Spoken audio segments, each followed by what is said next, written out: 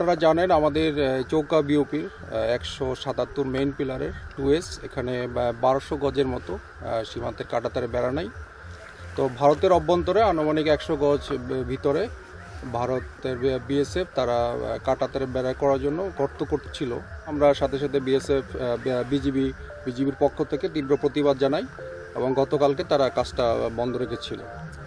তো আজকে আবার দুপুর থেকে তারা যখন কাজটা শুরু করে আমাদের বিজিবির পক্ষ থেকে আমরা তীব্র প্রতিবাদ জানাই। তারা কাজ বন্ধ রাখে, কিন্তু তারা মাটির দিয়ে ওরা একটা বাংকার করার চেষ্টা করে।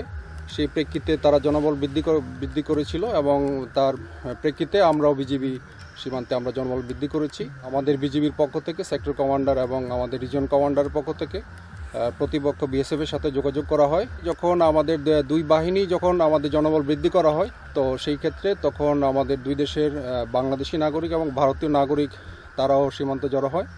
তো সেই প্রেক্ষিতে আমরা জনগণকে বুঝিয়ে সীমান্ত এলাকা থেকে তাদেরকে সরিয়ে দিয়েছি। আপাতত এখন ওরা কাজ বন্ধ রেখেছে। তো ফার্দার আমরা ফিউচারে দেখি, আমরা সীমান্তে আমরা পর্যবেক্ষণ করছি।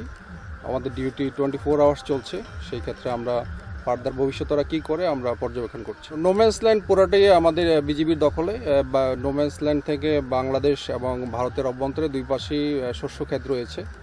তো এইটা 2016 সালে তাদেরকে একটা পরিদর্শন করা হয়েছে, তারপরে আর তাদেরকে বিএসএফকে পারমিশন দেওয়া হয় নাই। সেই যদি পারমিশন দেওয়া হলেও নিয়ম হচ্ছে বিজিবি এবং বিএসএফ দুই পক্ষেরই প্রতিনিধি থাকবে, সেখানে ইন্সপেকশন হবে কাঁটাতার করতে হলে।